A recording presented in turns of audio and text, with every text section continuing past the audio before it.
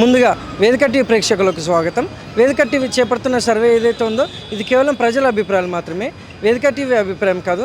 ఇందులో భాగంగా ఈరోజు అమీర్పేట్కి రావడం జరిగింది. మరి అమీర్పేట్లో ఉన్నటువంటి ప్రజలు రేవంత్ రెడ్డి గారి పాలన విధి విధానాలు ఎలా జరుగుతున్నాయి, మరి అలాగే రేవంత్ రెడ్డి గారు ప్రవేశపెట్టిన ఈ 6 గ్యారెంటీలు కానీ సంక్షేమ పథకాలు కానీ లబ్ధిదారులకు ఏ విధంగా లబ్ధి చేకూరుతున్నాయి, మరి గతంలో కేసీఆర్ గారి పాలన ఏ విధంగా జరిగిందనే విషయాల గురించి ఇక్కడున్న ప్రజలతో మాట్లాడి వాళ్ళ యొక్క అభిప్రాయం తెలుసుకునే ప్రయత్నం చేద్దాం. నమస్తే సార్. నమస్తే. మీ పేరు సార్? దక్షిణామూర్తి. ఏం చేస్తుంటారు సార్? సిగరెట్ వ్యాపారం. ఓకే.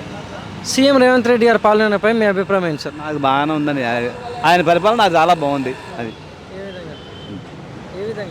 ఏ విధంగా అన్నింటిలోనే బాగానే ఉన్నది. ప్రతిదీ పని చేస్తున్నారు. ఆయన అది బస్సులు ఏంటి గిసులేంటి అన్నిటి కూడా బాగా పని చేస్తున్నారు అని చెప్తున్నాను. అంతే అంతే. మరి గతంలో కేసీఆర్ గారి పాలనపై మీ అభిప్రాయం అంటే నేను ఏం చెప్పగలనండి, చెప్పండి. ఎవరి పరిపాలన వాళ్ళదే బాగుంటుంది, మాది బాగుంటుంది. తెలిసినంత వరకు బాగానే ఉంది. మరి పరిపాలన బాగోదంటే సరిపోం కదా. అది రేవంత్ పరిపాలన బాగుంది, పర్వాలా. Thank you sir. నమస్తే సార్. నమస్తే సార్. నా పేరు రాజు.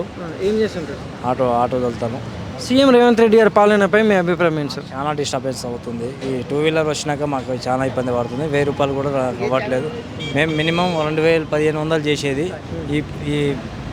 ఈ రూల్స్లో ఇప్పుడు ఎట్లా ఉందంటే 1000 రూపాయలు కూడా అవుతలేదు, 500 కూడా అవుతలేదు. అంత ఘోరంగా ఉంది పరిస్థితి. ఎండకి తిరగాలంటే మాకు కష్టం వస్తుంది. దయచేసి 2 వీలర్ ఓలా ఊబర్ తీయాలని మేము మనశ్శాంతిగా కోరుకుంటున్నాం. ఈ ఆటో వల్ల ఈఎంఐ కట్టాలంటే చాలా వెళ్తలేవు మాకు. అదే సార్ మాకు బాధ. మరి గతంలో కేసీఆర్ గారి పాలన ఉన్నప్పుడు ఎలా ఉంటుంది? బాగానే ఉండే సార్. కేసీఆర్ పాలనలో మంచిగానే ఉండే. మెట్రో వచ్చినా కూడా కొంచెం ఒక 2-3 నెలలు కష్టపడ్డాం, అయినా బాగానే వచ్చింది. దాంతో మంచిగా తర్వాత రేవంత్ రెడ్డి బస్సు వల్లనే ఇబ్బంది అవుతుంది. బస్సు కూడా ఫ్రీ అయిపోయిన తర్వాత మాకు చాలా ఇబ్బంది పడుతుంది. నమస్తే సార్. నమస్తే. మీ పేరు సార్? లక్ష్మణ్. ఏం చేస్తుంటారు sir? Auto driver. CM Revanth Reddy గారి పాలనపై మీ అభిప్రాయం ఏంటి సార్? ఫ్రీ బస్సులు ఇడిచిపెట్టడం మా ఆటో వాళ్ళకి అంతా గందరగోళం అవుతుంది. మా పరిస్థితి రోడ్ మీద ఏం చేస్తాం? ఆయన చేసేది లేదు, మేము బతికేది లేదు. రేవంత్ రెడ్డి ఏం చేసిండే మాకు? అంత ఆటో వాళ్ళు అంత పర్సన్ అవుతున్నాం. ఆడేదో ఆటో వాళ్ళకి ఏదో ఇంత డబ్బులు ఏదో ఇస్తామని చెప్పి సంవత్సరానికి 12,000 ఇస్తామని అవి లేవు ఇవి లేవు. భూమి పైసలు రాలే, రైతు బీమా రాలే, రైతు బంధు రాలే, ఏది రాలే మాకు. ఆయన చేసింది ఏముంది? అంత మా పర్సనల్లో మేము ఉన్నాం. ఒకళ్ళం ఆటో దూలాలి, ఫ్యామిలీ మొత్తం సాధించాలంటే ఇన్స్టాల్మెంట్ కట్టుకోవాలంటే కూడా బండ్లకు పైసలు వెళ్తలేవు. మా పర్సులు ఎవరికి చెప్పుకోవాలి? మరి ఘోరంగా ఉంది మా పర్సులు. మరి గతంలో కేసీఆర్ గారి పాలనపై మీ అభిప్రాయం ఏంటి? ఆయన అటు ఇటు బాగానే చేసిండు పాపం, ఎందుకు అనాలి. కానీ మంచిగానే చేసిన ఆయన అయితే. ఏదో ఇంకా ముసలిళ్ళకి మంచి చెడ్డ అది ఇవి ఇవి అవి ఇవి రైతు బీమా, రైతు బంధు అవన్నీ ఇచ్చిండు బాగానే, టైంకి ఇచ్చిండు. పంటలు గింటలు కూడా మంచిగానే ఉన్నాయి. అందరు మంచిగానే ఉన్నాము. ఇప్పుడు నేను వచ్చిండు, నేను గెలిపించినాము. నమస్తే సార్. నమస్తే అండి. మీ పేరు సార్? నా పేరు దాస్ అండి. ఏం చేస్తుంటారు సార్? నేను ప్రైవేట్ ఎంప్లాయీ అండి. హైదరాబాద్ లోకల్ అయినా సార్? హైదరాబాద్ లోకల్.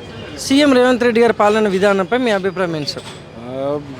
ఏం చెప్పాలండి, పబ్లిక్ అంతా తెలుసు కదా. ఈ రోజుల్లో అసలు అంతా ఎడ్యుకేటెడే ఉన్నారు. ప్రతి ఒక్కరికి ఈ రోజుల్లో ఏం జరుగుతుంది, ఇలా నడుస్తుంది జనరేషన్, ప్రతి ఒక్కరికి అన్నీ తెలుస్తూనే ఉంది. బట్ ఏందనంటే కొంచెం అంత లేదని చెప్పాలి. పబ్లిక్ అంత అడ్వాంటేజ్ ఏం లేదు. ఏదో అప్పుడు వాళ్ళు అడ్వర్టైజ్ చేసి అది చేసి ఇది చేసి పబ్లిక్ ఏదో మబ్బి పెట్టినట్టే అనిపించింది అది. ఎందుకనంటే వాళ్ళు ఇచ్చిన గ్యారంటీస్లో ఏది కూడా ప్రతి ఇంటికి చేరింది అనేది అయితే లేదు, పేద ఇంటికి చేరింది అనేది కూడా ఎందుకు అదైతే లేదు. సో చాలా పబ్లిక్ అయితే కొంచెం నిరాశపడ్డారు వీళ్ళ పరిపాలనపై.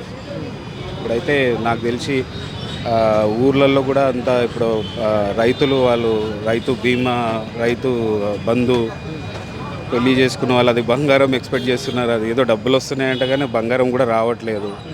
అప్పట్లో ఇంత వెయిటింగ్ ఏమి ఉండేది కాదు. ఏదైతే ఇచ్చారో అది మాత్రం కరెక్ట్గా వెళ్ళిపోయేది. పబ్లిక్ దాంతోనే హ్యాపీగా ఉండేవారు. అంటే చెయ్యనప్పుడు ప్రామిస్ చేయడం వేస్ట్ అండి. పబ్లిక్ ఎక్స్పెక్ట్ చేస్తారు. బట్ మార్పు కోరుకుందానంటే మార్పు కోరుకున్నారు. బట్ వీళ్ళు వాళ్ళ వాళ్ళు అడ్వర్టైజ్ చేసింది, వాళ్ళు చెప్పిన దానికి ఎక్స్పెక్టేషన్కి వాళ్ళు రీచ్ అవ్వలేదు. పబ్లిక్ మాత్రం కొంచెం నిరాశ పొందిరు వాళ్ళు 100%. మరి గతంలో కేసీఆర్ గారి పాలనపై మీ అభిప్రాయం ఏంటి సార్? పరిపాలన వాళ్ళది ఫస్ట్ వాళ్ళు స్టార్టింగ్ తెలంగాణ వచ్చి తెలంగాణ ఏర్పరచుకొని వాళ్ళు కొంచెం పర్వాలేదండి. ఎందుకంటే స్టార్టింగ్లో ఎవరైనా కూడా వాళ్ళు చేస్తారు కాబట్టి వాళ్ళకి కొంచెం బెటరే అండి. వీళ్ళని పోలిస్తే వాళ్ళు 101% బెటరే. ఎందుకంటే వాళ్ళు చేసిన కొన్ని పథకాలు ప్రతి ఒక్కరికి అందినాయి. ఈవెన్ నేను కూడా కొన్ని మాకు కూడా వచ్చినాయి.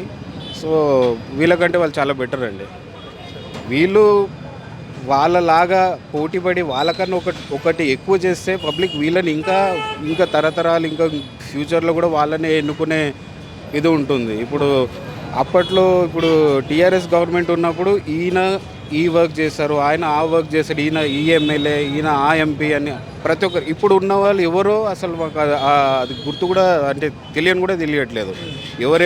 అప్పట్లో కేసీఆర్ వచ్చేసి అది ఇది అని చెప్పేసి ఏదో హంగామా చేసేసి పబ్లిక్ని అలర్ట్గా చేసేసి ఏదో పబ్లిక్లో మాత్రం ఉండేవారు. ఇప్పుడు ఈయన అసలు ఎక్కడ వెళ్తున్నారో తెలీదు, అసలు ఏం చేస్తున్నారో తెలియదు, పబ్లిక్ ఏం లాభం అవుతుందో తెలీదు.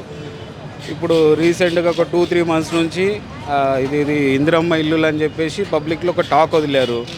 అది ఎంతమందికి వచ్చిందో ఎక్కడ వచ్చిందో కొన్ని డేటాస్ మిస్ అయ్యాయి. ఆ డేటాస్ కరెక్షన్ అసలు ఇప్పటివరకు డేటా కరెక్షన్ కూడా అవ్వలేదు. పబ్లిక్ అదే ఏదన్నా ఇంకా ఎలక్షన్స్ వస్తున్నాయి, MP elections, MLA elections, sarpanch election, దానికి ముందు ఏదో ఒకటి అంటే పబ్లిక్లో కాంగ్రెస్ కూడా ఏదో వర్క్ చేస్తున్నట్టు, బట్ దాన్ని చేస్తే చాలా బాగుంటుందని ఇలా మాటలు కాకుండా చేతల్లో చూపిస్తే కాంగ్రెస్ని ఎప్పటికైనా కూడా అభిమానిస్తారు డెఫినెట్గా. ఎందుకంటే ఒకప్పుడు నేను కూడా కాంగ్రెస్ని మా మదర్ ఫాదర్ వాళ్ళు కూడా కాంగ్రెస్ని అభిమానించిన వాళ్ళే. బట్ రేవంత్ రెడ్డి గారి పాలన కొంచెం డిసప్పాయింట్ చేసింది మాకు.